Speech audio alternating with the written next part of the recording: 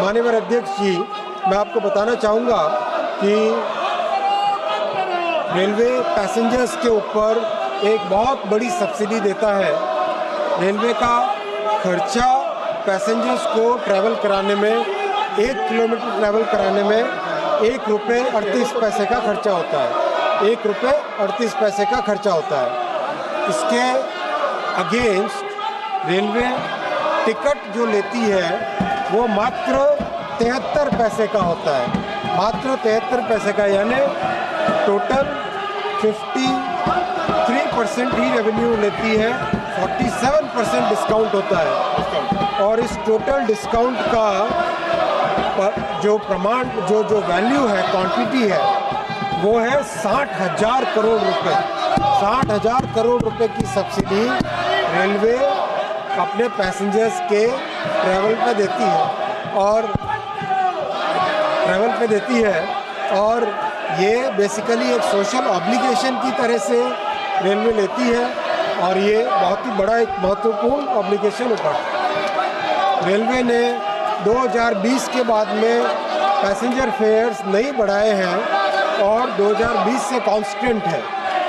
आज भी किसी भी पड़ोसी देशों से भी कंपैरिजन करें तो रेलवे का किराया बहुत कम है।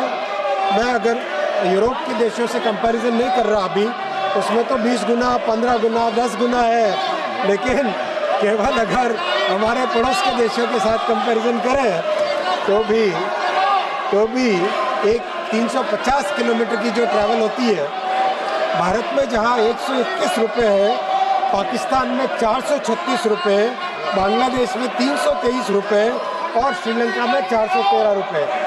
मतलब अगर हम यूरोप से कंपेयर करें तो यूरोप में तो 5 गुना, 10 गुना, 15 गुना, 20 गुना होगा। इतना एक सब्सिडाइज्ड ट्रैवल भारत में होता है।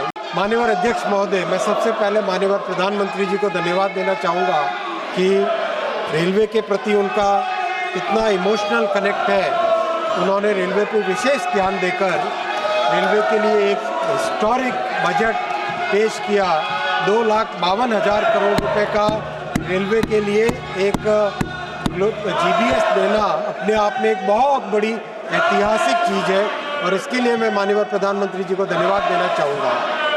मैं धन्यवाद देना चाहूँगा माननीय वित्त मंत्री जी को। उन्होंने हर तरह की प्रॉब्लम को समझ के रेलवे के बजट में हर प्रॉब्लम को सॉल्व करने के लिए आपने मदद की और 2,52,200 करोड़ रुपए का जो GBS दिया है, उसके लिए मैं माननीय वित्त मंत्री जी को धन्यवाद देना चाहूँगा। मैं धन्यवाद देना चाहूँगा सभी माननीय सांसदों को कि आपने पूरे वर्ष भर जिस तरह से संवाद रखा, हमेशा मिलते रहे, अपने क्षेत्र की प्रॉब्लम को लेके आते रहे और उसमें कई चीज़ें सॉल्व हुई, कुछ चीज़ें सॉल्व और अभी होंगी।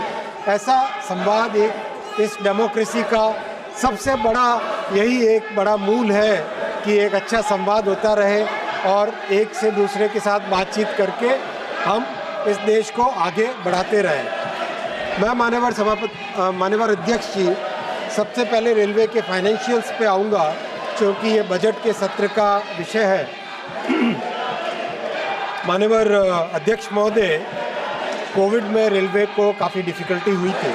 उन मुश्किलों से निकल के आज रेलवे एक हेल्दी सिचुएशन में आई है और रेलवे के जो टोटल खर्चे हैं, उन खर्चों में बड़े खर्चों को, छोटे खर्चों को, सबको मिला के आज परिस्थिति ऐसी है कि करीब सारे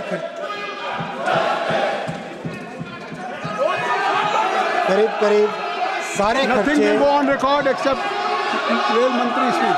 Nothing will go on record. Please carry on.